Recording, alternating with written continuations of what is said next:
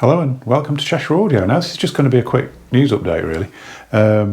First thing is I've updated the website a little bit. I've put on a few of the second-hand things that I've been trying to get on there for months actually. There's some things on there I really have had for months. First things I've put on really speakers. There's quite a few like ex-demonstration speakers here, which some I've stopped, like the Monitor Audio, I've stopped dealing with them now. More of which later actually. There's another story there.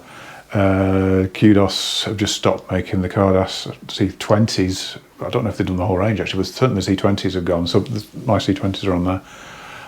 What else is on there? Mine's gone black. Oh, some fine audios. Still really like those, but they're massive, and people sort of come in to have a listen to them and say, oh, actually, I didn't realise how big these were. So I might just sell those and get something smaller from the range. Some of the better small stand mounts from Fine, because they do some wonderful speakers, but I think they're just a little bit big for modern houses somehow. So anyway, if you're interested in those, have a look at the measurements first before you commit to them, because they are massive speakers. And also, I struggle here to get them up the stairs as well, because I've got very steep stairs up to the demonstration rooms, and my back's not what it used to be, so I can't. Yeah, I need a little helper to get things up the stairs, really. But anyway, what else has happened? Yeah, the website. Various other things to go on. I've also got to go on it, but I've not put these on yet. There's pretty good, fairly recent actually, Planer 2 and Planer 3. And there's a TTPS, you can see that there just on the side there, a little TTPSU in second hand as well. P2 is white and the Planer 3 is black. I haven't put those on yet because I just want to check them out. I've not photographed everything, but I will photograph those. The P2's had a few mods to it, which I will take off because I don't like selling things with mods on. I don't like mods full stop, if I'm honest. There's also on there, which I have put on but without photograph yet, there's a Riga LX R, which is the previous iteration of the LX, not the Mark IV, it's the previous one, which is in really good condition. It's like new, and it was bought just before the change to Mark IV, so it's really recent as well. So that's on. What else is on? Oh, and I've got a Lin. It's there, in fact, actually. I have a Lin Lingo next to my tape dispenser, which came in a while ago, that really, but I've had it recapped, so it's kind of as new really. But the Lingo is basically a power supply for a little Lin Sondek, and that lifts the performance hugely. I mean, it was one of the biggest improvements I've ever heard Sondek wise. I mean, they did all sorts of messing about with them, but the original Lingo was a great product actually. So if you've got a sort of 80s Sondek or whatever and you want to update, it just replaces the Valhalla board or a Hercules board or whatever you've got in there, and it works really well actually. What else is going on? Yes, in fact, talking about Monitor Audio, I've replaced Monitor Audio with Acoustic Energy, of which a few have come in now actually, but not on the website yet because I haven't got round to it. It could be weeks before I get round to that. So I've got a pair of 109s, some 300s, some 100 Mark IIs. I will be doing a bit of a review of one or other of those, I think. I don't know which. I mean, I've extensively listened to the 100s, and they're really good, actually. I mean, they're a really good alternative to the Darleys. Bigger than the Darleys, so probably different applications, really, but they're quite interesting, actually. I mean, I sold Acoustic Energy years ago in the early days when it was AE1s, AE2s, AE3s.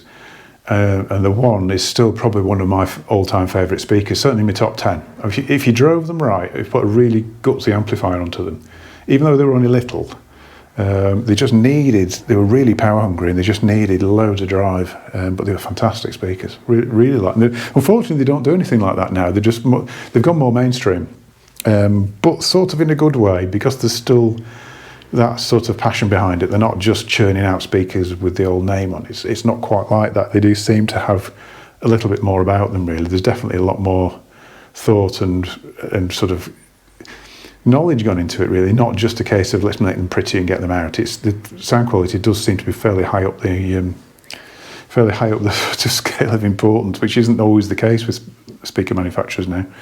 And I've said before, but I'm not going to mention names, but some of the biggies out there now don't seem to care what their speakers sound like. It's shocking.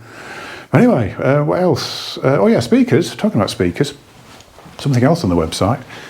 My favourite little neats, the Motive range. These are SX3s, there's 2s, which I've actually using a pair at home at the moment, and the SX1s, which are the biggest. Where are they? Over here. SX1s in Warnock there. Have dropped in price. I mean, you don't hear that very often. So yeah, I think the little SX3s are 15. I might be wrong actually. 1580, I think. But they were.